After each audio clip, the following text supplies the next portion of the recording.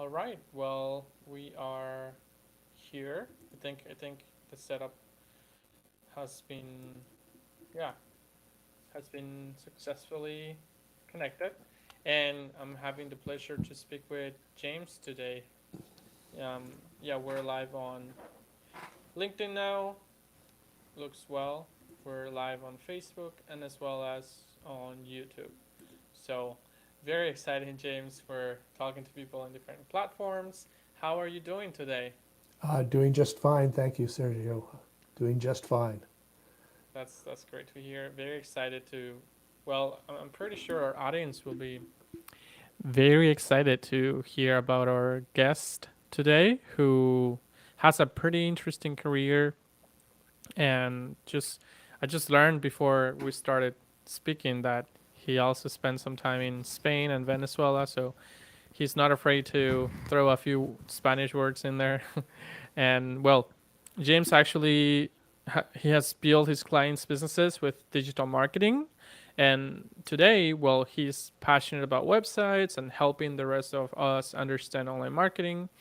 And I think what his customers value the most is his jargon-free, common-sense approach in explaining the ins and outs of digital marketing in ways that make sense. Is that true, James? Yeah, exactly that. There's so much noise and swirl around all of the new shiny things that sometimes it just helps to have a sensible explanation that isn't full of jargon. Sounds like teenage sex to me, right? Everybody's talking about it, but nobody's doing it. Or not doing it very well. Very exciting. Well, today we're basically going to talk about understanding marketing and sales funnels, which are two different things, and that's where James has become an expert on, and he will be sharing or educating us on that aspect when it comes to marketing. Now, before we start, James, is there anything else that you would like to share as part of your introduction? Anything else that you would like people to know? Sure, our focus right now, we have two businesses. One business is we build large custom websites for corporations. These are websites that often have six-figure budgets, which is kind of a roundabout way of saying we actually know what we're doing. Of course. And then a few years ago, we started to develop a new product that's specifically targeted at smaller businesses. Six-figure businesses that are striving to be seven-figure businesses and need a website that will help them get there.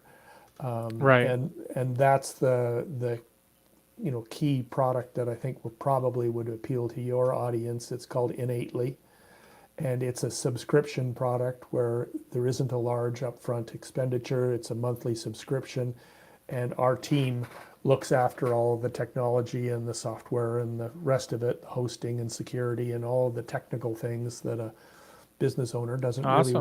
doesn't really want to have to worry about. Yeah. But what's really important, and that you're going to laugh when I say this, I think, we answer the phone. Oh, that's a nice feature, huh? Yeah, well, the technology is good and it really, but at the end of the day, a business owner needs to know they've got a resource that they can reach out to, that they can count on, and that who can take care of things for them. Of And course. and that's our key differentiator compared to other subscription website solutions, is that we don't ask you to figure out how to do it yourself. We do it for you. No self-help forums and No, community help, all that stuff. Okay. no, no. We Okay. just Interesting. answer the phone. Awesome. That's pretty exciting and very different, like you said. Now I will be yeah, I mean people will be interested in knowing more about that, I'm pretty sure. And we will get more I mean your details at the end so that people can reach out to you. And thinking about what we're discussing today, how would you define a sales funnel? Well, sales funnel is the second half of things. Right? You really want to think about the whole as an hourglass. You have the marketing funnel, which is all of your marketing activity that attracts prospects into the sales process. Right. And then the sales funnel is what happens after they purchase the first thing. The sales funnel is where you've got an opportunity to increase the average order value Hmm. through an upsell, through a cross sell, through a downsell. So you've got that all those opportunities after the initial purchase to increase the Right. average order value. That's the sales funnel.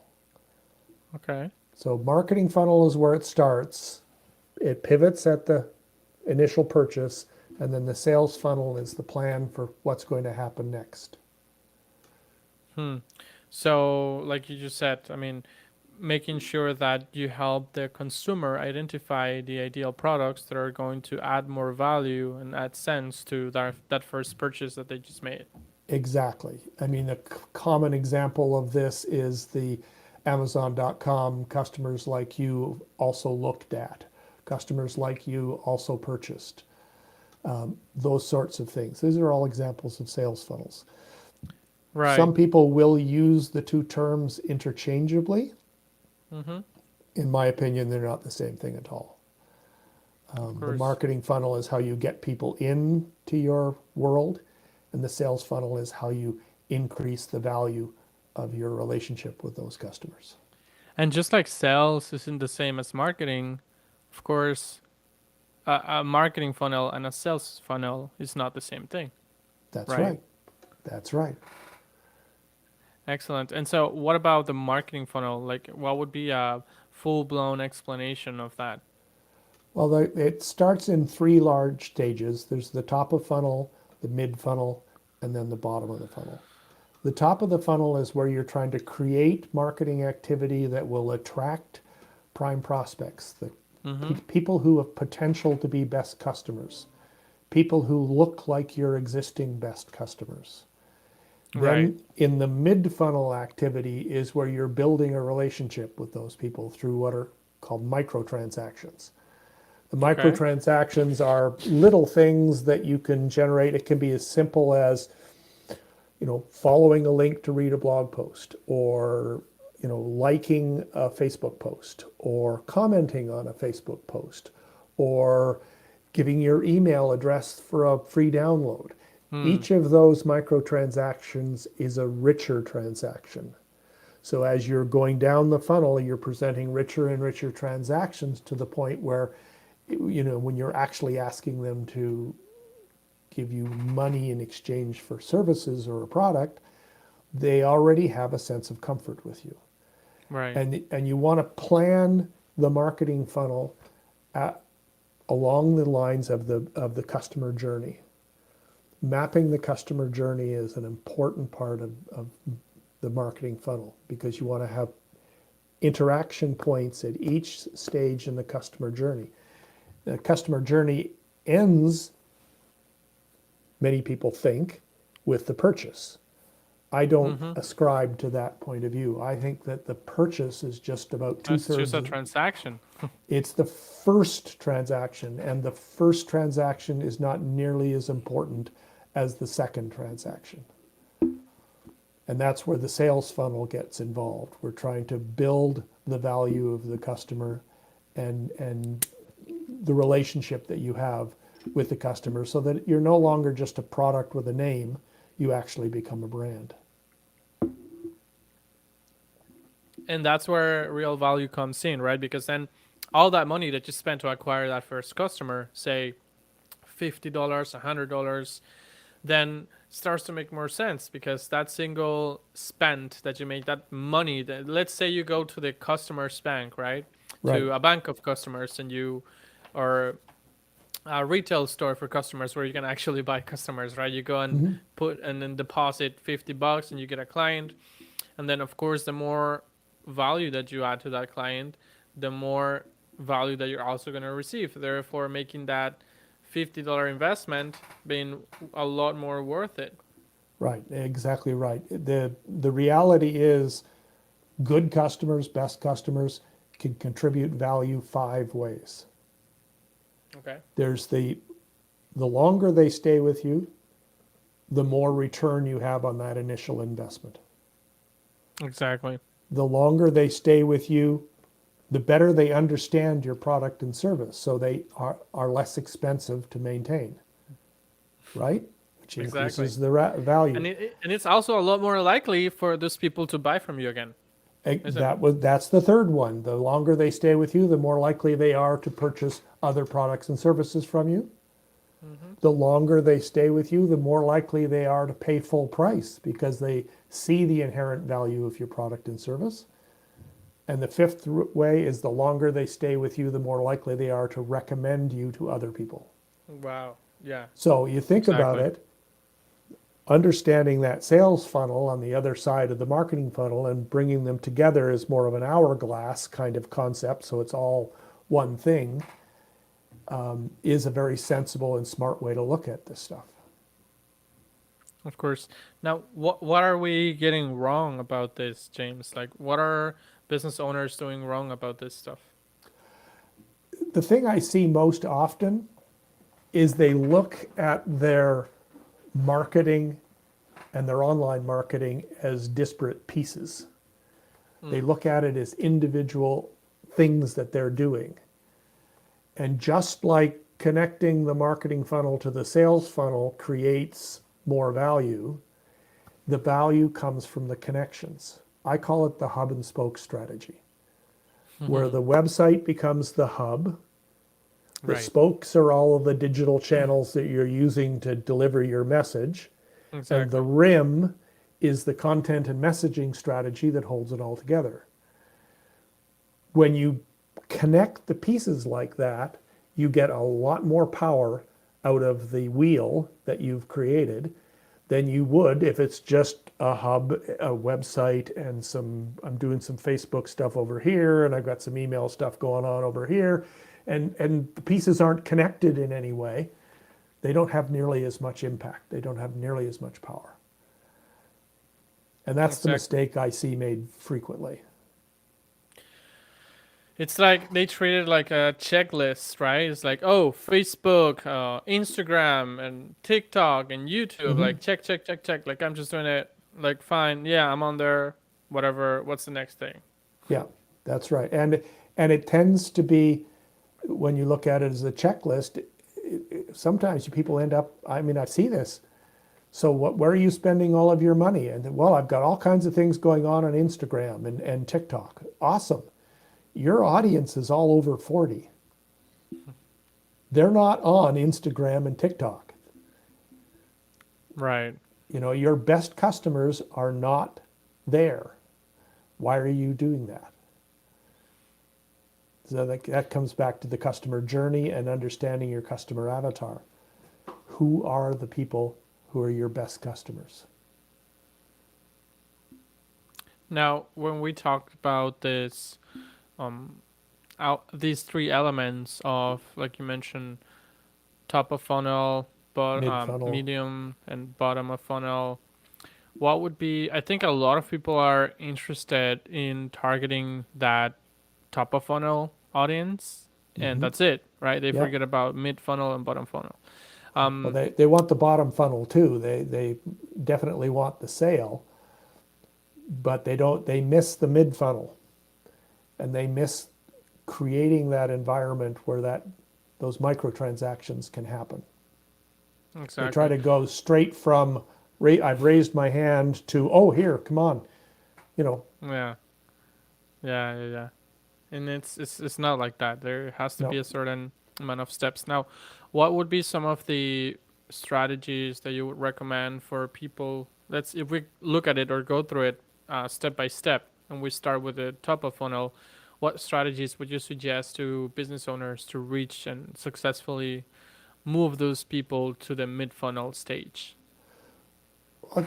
Present them with, understand who your best customers are, understand what your best customers are interacting with and valuing, and then extend that out to the marketplace.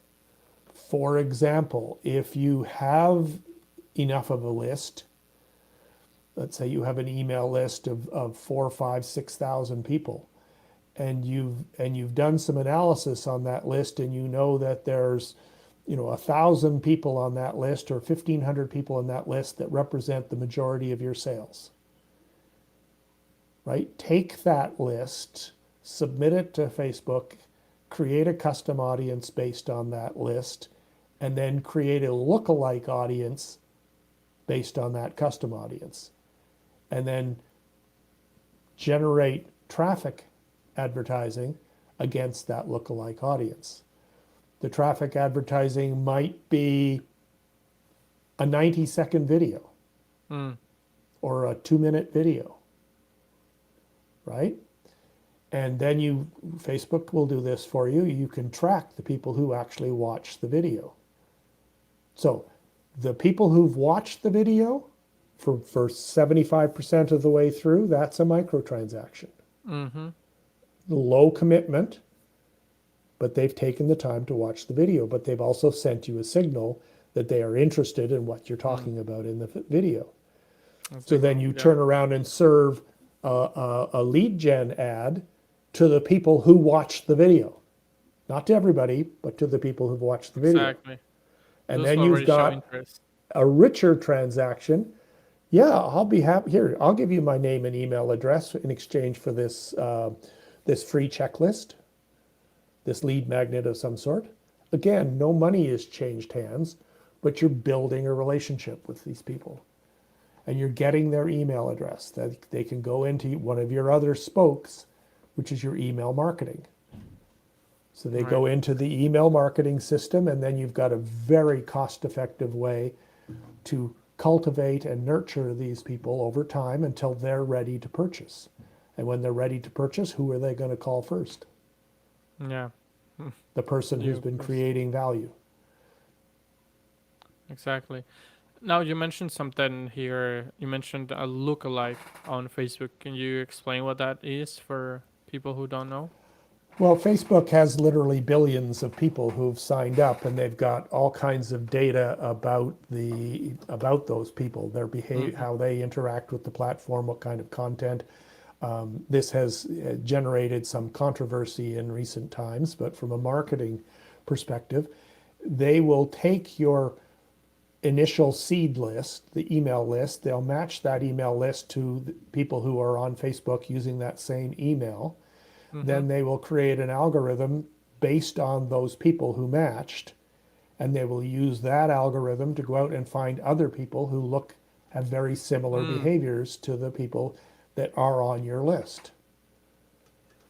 So you're using your best customers as the basis to attract prime prospects into the top of your funnel. That's just one technique that can be used. And that works through the Facebook pixel, am I right? So That's correct. Yep. say you've installed the Facebook pixel on your website, and you get a customer, you get a person who buys one of your t-shirts. Right. And then because you have that pixel installed, Facebook knows that this person who bought this shirt, is named Mary, has 4 children, lives in Northern California, speaks Spanish and English, works in tech, Yep. yada, yada, yada, yada. That's And right. then what you do with that lookalike audience, I guess, is you go to Facebook and tell Facebook, hey, find me more people like Mary. That's right. That's that right? exactly what the lookalike audience is. And you've just identified another way to create a custom audience. I've suggested the email list is one way, but also purchasers is another way. The challenge with purchasers is that it tends to be a bit monolithic. It doesn't separate best customers from just regular customers. And that distinction is important too, because you can build a business a lot faster if you're dealing with, people with a lot more potential. All the marketing in the world is not going to change somebody's needs. If they only need to buy something once a year, they only need to buy something once a year. That's not going to change because you've put a lot of marketing effort against them. But there are going to be a percentage of people who need to buy that product once a month rather than once a year. Wouldn't you be better off if you could attract those people? Absolutely. And so that's one of the challenges with purchase-based targeting. It tends to be a bit monolithic. It's not a bad thing to do. It can get you started because there's going to be a percentage of any audience will be potential best customers. It's just not quite as fine-tuned as the other thing I was suggesting. Right. Unless you feed Facebook with a spreadsheet, say like a database of those customers, Right. and include the lifetime value of such customers. Yes, that's the email list that I was talking about before. Yep. Right. That would make a lot more sense, I guess, right? Like would help you find would help Hmm. Facebook find those higher value customers. Or Now, people who look like them and have the potential. Yes. Yeah. exactly. Now, what about mid funnel? What are some strategies you would suggest people use? Well, they're in the mid funnel. You're trying to build the relationship through microtransactions. So microtransactions are a function of the audience that you're talking about. It's a concept that I'll often use is the difference between outside in marketing and inside out marketing. Inside out marketing is something that business people do quite frequently. They talk about themselves. And honestly, consumers don't want to hear about you. They want a solution to their problem. That's outside in marketing. So if Yeah. you understand the customer journey and you understand the problems that the customer is trying to solve, you can build your mid-funnel tactics around those interactions, that journey, the kinds of problems that they're trying to solve. So if they're trying to solve a problem and you're presenting a 2-minute video or have an infographic or a checklist that's tightly connected to that product, they're going to find that attractive and you're much more likely to generate the microtransaction. If you do an Exactly. organic Facebook post that's in this same area, they'll tell you pretty quickly what they're engaged in and what they're not. So do more of what they're engaging with and do less of what they're not. And let the Exactly. audience, the outside, tell you what it is that works for them. You focus Exactly. on That's exactly. solving the problem and then building value from that point forward. That's the sales funnel side of things. Oh my God. Can I get my audience to put their hands together on that one, please? Like that's the way to go. That's the way to go, my friend. Exactly. And a lot of businesses just don't understand that, right? Yeah. They're trying to give you a spoon when what you really need is a fork, right? Or a Right. knife. Well, they're trying to give you a spoon or a fork and a knife, and what you really need to do is solve your hunger. I like that one. Yeah, much better. Now, say now if we talk about the bottom, right? The bottom of the funnel, Right. are those people who already purchased from you or who are about to purchase from you? The bottom of the funnel is where you're stimulating that first transaction. They're about to purchase from you. You know, Okay. when they actually purchase, then they've completed the marketing funnel and they're transitioning into the sales Oh, funnel. It's that okay. first purchase is the pivot point. Right. But remember what I said before, the most important purchase is not the first purchase, it's the second purchase. Mm-hmm. Because if they buy from you twice, they're even more likely to buy from you a third time. And then the lifetime value increases and increases. So you have to do everything possible to get them to that second purchase. That's right. And that's where thinking about the sales funnel is really important. The sales funnel has any number of layers. There's the sales funnel that you will see on inside of marketing funnel technology like ClickFunnels and lead pages and things like that. They market themselves as marketing funnels. They aren't really marketing funnels. They're sales funnels, Mm-hmm. and they're all about generating that second transaction right then and there. Hmm. But other strategies can be pursued in the sales funnel.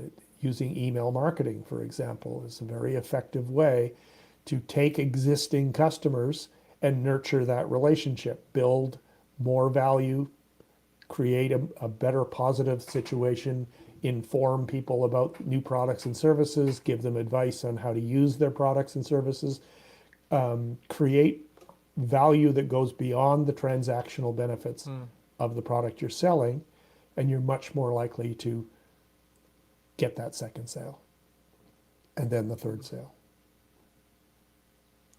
How does the recommendation part come? Like, actually, would you also say there are certain stages in the sales funnel as well?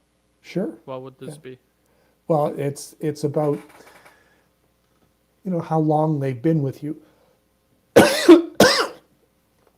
You can't be arrogant about marketing. Just because you're marketing doesn't mean that they're going to take action. They'll take action when they have a need. And in the sales funnel, it is very important that you recognize this. It's not about, throwing on the plaid jacket and selling, selling, selling. Right. It's about building a relationship with folks. A common mistake that's made, the difference between a marketing funnel and a sales funnel, and you're young enough to relate to this. If you're in a nightclub and you meet a young gal and you're dressed the way you're dressed and you're talking the way you're talking and presenting yourself, etc., that's all fine. If you talk to her 6 months into the relationship with the same kind of tone, you'll get your face slapped. Right? Yeah, exactly. And marketers do that all the time. They talk to their existing Never happened to me. I mean, the slap on the face. They talk to their customers like they've never met before. Right. That distinction, that change in tonality, is an important distinction inside of the sales funnel. You want to talk to your customers like you have a relationship with them. And if you do talk to them like you have a relationship with them, guess what? They will believe that they have a relationship with you. Bondage, yeah. Yep. So it's about building that relationship, like you said, and intimacy starts to come in, right? Yes. You even start to probably even develop a friendship relationship with that client. Right. Now, what happens when it comes to I believe a lot of people will take this example as to business type of sales. What about e-commerce transactions or business to consumer transactions? It's the same. The principles are the same.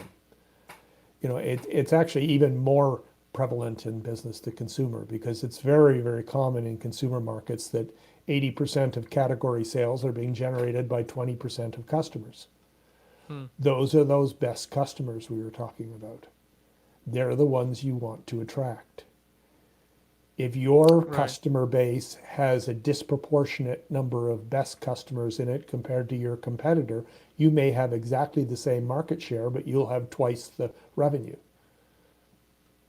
Because your customer base has 40% of your customer base are these best customers, while the other guy only has 20% because that's how many exist in the real world. But you've worked hard to attract best customers. Exactly. Okay. How would you recommend incentivizing those existing customers by incentivize them, say, I don't know, give them a discount, a coupon, a gift, whatever, in order to promote you with their friends? If you've done your job right, you probably don't need to do that. People like to share. People like to share something that they're confident in. If you've got a good friend, do you have any problem telling a stranger about your good friend? Especially when you solve a problem, right? Especially when you solve a problem. So one of the principles of relationship marketing is good customers expect to be rewarded. But you'll notice I said rewarded, not bribed. And the reward can be acknowledgement.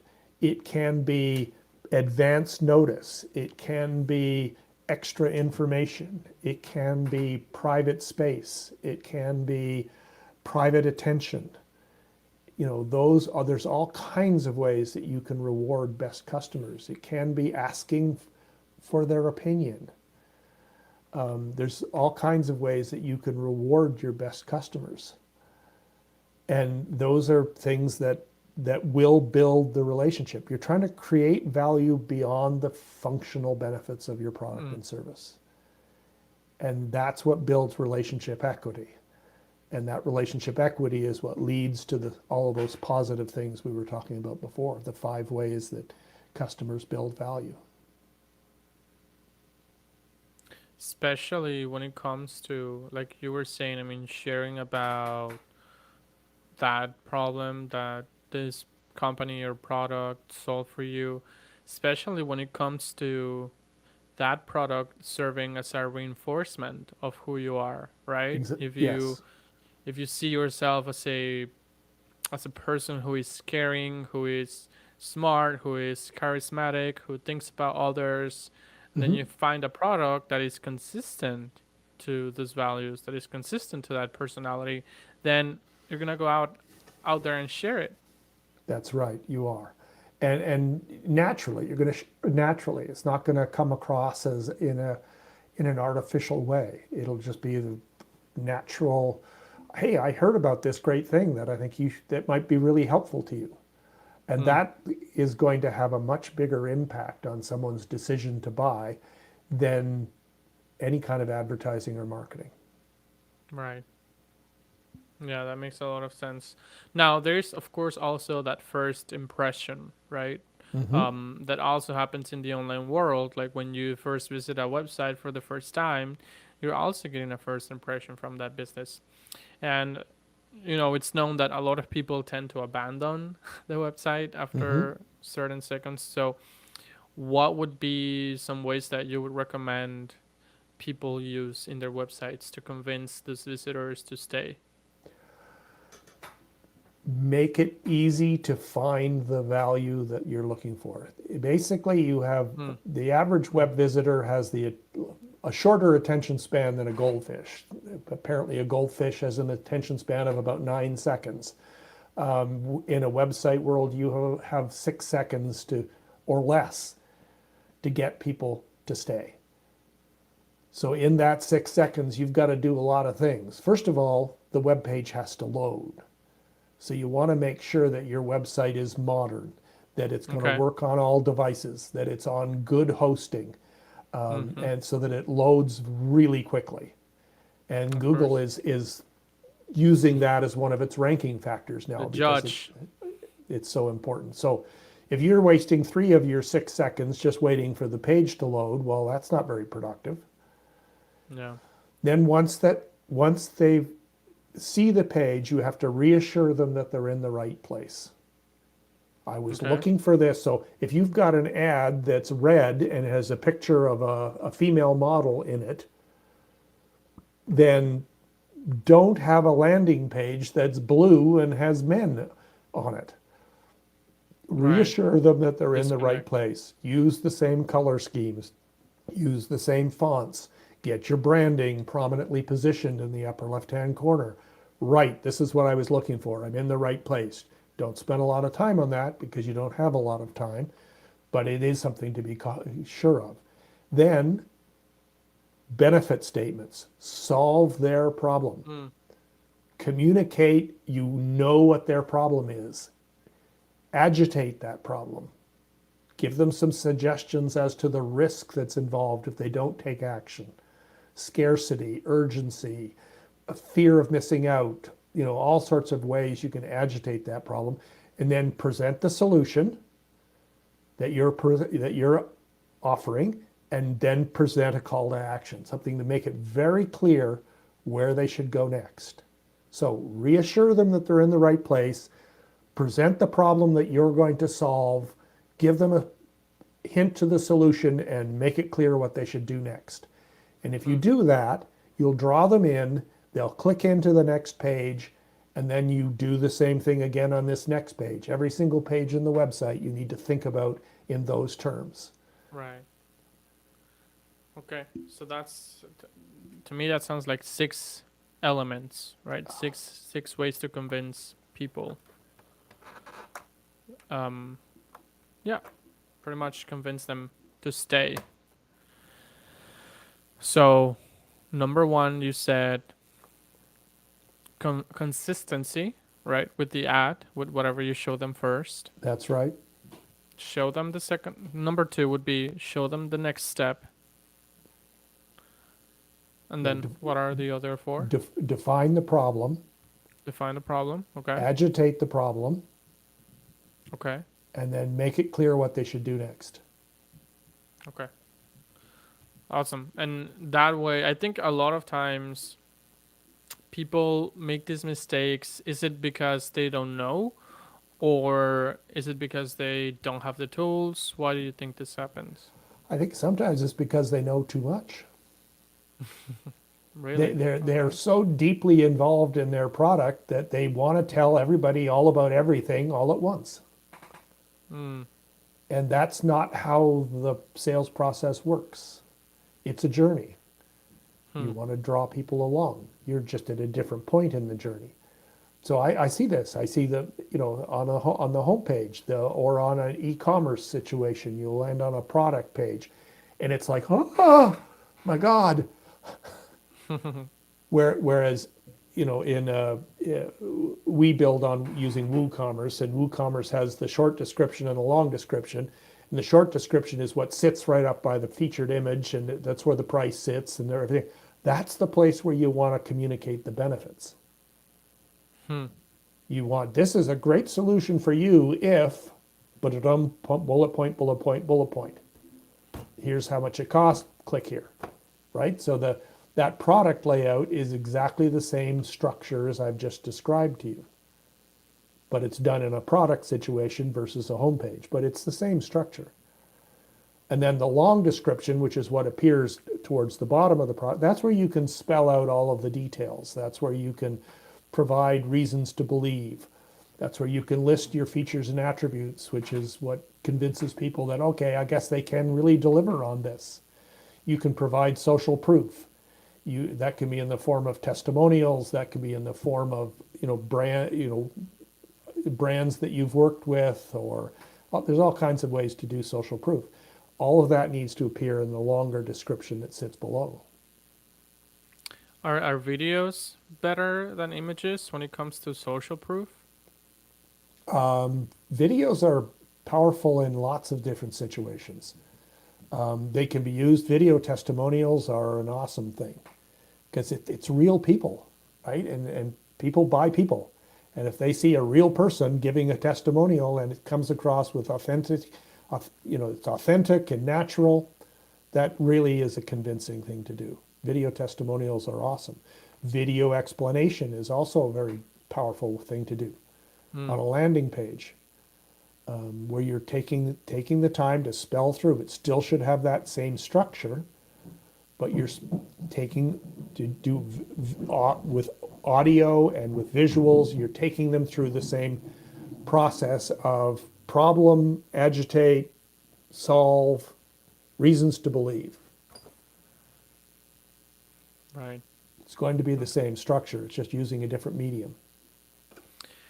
Now, when we talk about this, I have a very important question around that that I think a lot of people are asking, and it's probably quite talked about in the online world. And because it's a little bit old, but it's also not so old, or it's still important, it's still relevant, and that is SEO, right? Like the Mm-hmm. whole SEO part. And now let me just build a little bit of anticipation to your answer. Whether does SEO still work or not? I want to hear that answer. SEO. People ask me about that all the time. And the simple answer is it depends. I love that. I love that because that's the answer that I give to all my clients and to people who ask this stuff, and they hate it because they're like, "What depends on what?" Right? But Well, it's the let's truth. talk about that. SEO is a marketing spoke in the hub and spoke strategy, right? It's one of the spokes you can consider. Okay. The question you have to ask yourself as a business owner is it the most efficient spoke? Is it the place I should be putting most of my energies? Mm. If you're competing nationally, probably not. Mm. Okay. Interesting. It's a long, hard, expensive game if you're going to do it properly and compete nationally. You should always be aware of SEO principles. It always should be in the back of your mind, when you can, be conscious of keywords and have a keyword strategy and those sorts of things. Putting a big investment into it at the beginning, probably not the best use of resources. Now, the exception to that would be if you're a local business, if you're marketing Okay. in a very local service area, local SEO is a lot easier to accomplish than national SEO. And local SEO can be a very powerful and very efficient marketing spoke for you. So combination of Google My Business and the map pack and directory listings and being consistent about your name, address, and phone number. These are all very simple things that you can do very inexpensively that Right. will have a significant impact on your local rank.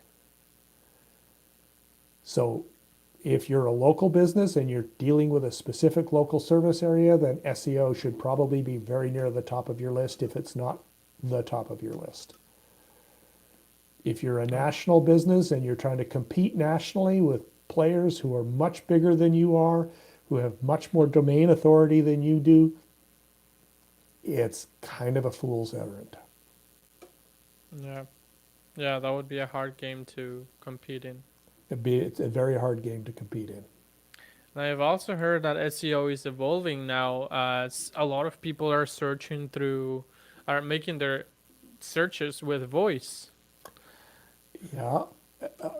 Okay, so yes, audio SEO is up and coming. I would like to see the statistics that say a lot of people are doing that. There's an awful lot of noise about it in the industry press, Right. but I would want to see the numbers. Again, be aware of it, be cognizant. Yes, SEO is changing. It's been changing since it was first created. Everything's changing. It's always changing. It's what is it? Who is your customer? What's their journey? Where are they located? If your customer is over 40 and a business person, don't spend money on Instagram and TikTok. That's not where you're going to find them. Unless you want to start developing them as a customer for the future, right? But that would Uh, be the only case, I guess. that would be the only case, and that would be the smallest case because you want to fish where the fish are. It's hard Yeah. enough to get people to sign up. Don't add extra burden. Right. Okay, that makes sense. Um, so I know that for SEO you have to take into consideration not only the keywords but also the page load speed, the image, like the alt text on that on the All images text, as yep. well. They all contribute. Okay, so you said that it's not worth it to maybe go and look into that at first if you're just starting out and don't have a big budget. What would be worthwhile to look at instead?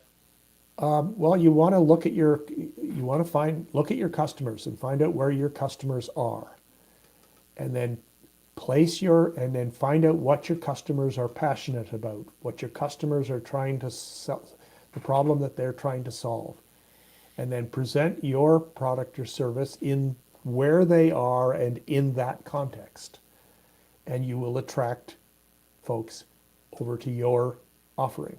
And then recognize that they're not going to go from 0 to 100 in one step. Give them opportunities to engage with you, give them these low cost, low transaction cost, micro transactions. I have a customer who's an e-commerce customer. He Okay. embraced the hub and spoke strategy. He listened carefully to what I was saying, and they concentrated in on organic social media and his email list. So he built his organic social media following and he built his email list. And in the first year of doing this, he doubled his sales. And then in the subsequent year, he tripled his sales Wow. by understanding where his customers were and presenting his offer where they were and in a medium that they wanted to use. Good things happen when you pay attention, right?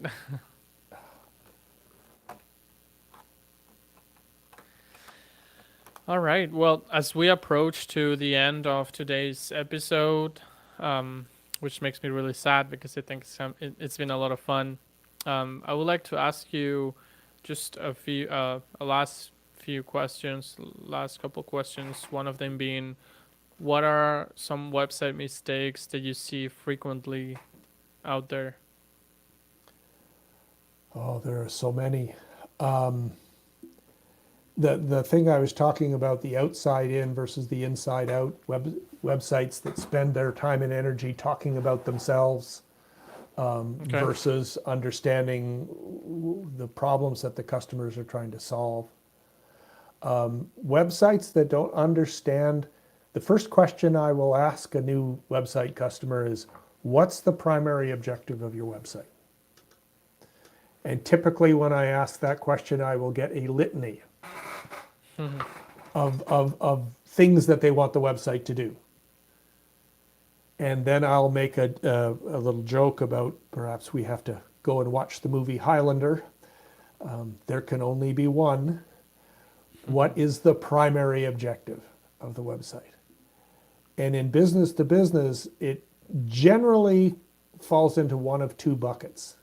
Your primary objective is either conversion, Mm-hmm. and that's a very common thing, particularly with e-commerce sites, Okay. or it's confirmation. Confirmation as an objective is very common in professional services, where it's by word. Most of their business is coming to them by word of mouth. I hear this frequently from professional services people. Oh, I don't need to worry about my website. I don't get any leads from my website. But Wow. what's happening is that their website is being used as confirmation, right? Executive A tells Executive B about Mm, this great service that he found. Executive B goes to look at the service's website, right. sees something that looks like it was built 10 years ago, and goes, oh, I'm not going to work with these people. Right. So they don't, that's confirmation. So you need, if you're in a professional services world and your primary objective is confirmation because most of your business is coming to you by word of mouth, then you want that website to be designed and built against that objective. Of course. So Yeah, of course. those would be the main things I would see. So confirmation on whether they're looking at the right service or not, right? Right. Whether they're Are these people qualified? Are these people the kind of people I want to work with? Do these people get my problem? and whether everything that executive A told to executive B is true or not. That's right. They're looking for confirmation. And that's a common mistake that gets made, is that they don't understand the primary objective of the website, so they end up trying to do everything all at once and they end up doing nothing very well. Okay, understood. Now, I guess the last question here, because I know a lot of people may want to know this. If a business owner wants to focus on just one digital marketing tactic, which one do you think that should be? It should be the one that his best customers are most likely to be found using. So again, goes back to paying attention to your customers, doing your That's right. research, doing your homework. That's right. Yep. It's not there. It's about what the customer, make it easy for the customer to do business with you. Right. Exactly. So, in answer to many of these burning questions, I mean, it's not TikTok, it's definitely not Instagram, it's not YouTube, it's whatever channel your best customers are using, right? Wherever they're Mhm. spending their time on. That's right. And recognize that, you know, you're there to serve them. So make it easy for them to work with you. Absolutely. Well, awesome. That was very insightful. I'm pretty sure that people are going to have, a few more questions, and they will also be excited to maybe connect with you, learn more about your business and what you guys do. So, what would be what would you recommend? What would be the best way for the best channel or the best way for people to reach out to you? Oh, they can reach out to me via our website, excuse me, and that's innately.com, INN number 8LY.com. And if they're interested in the hub and spoke strategy, I wrote an ebook about the hub and spoke strategy. I called it Journey to Success. And you can download that ebook at hubandspoke.marketing. That's hubandspoke.marketing. And there you'll be able to download the ebook about John and how he embraced the hub and spoke strategy and how it turned his business around and allowed him to use digital marketing in a sensible, common sense way that was customer centric and built his business. Awesome. I'm sure that will be of value to people. And well, definitely look forward to chatting with you some other time in the future and learning more about what you guys are doing and some other new tactics that you may want to share with our audience. It would be my pleasure. Wonderful. Okay. Thank you. I appreciate that. And like I said, it was just, yeah,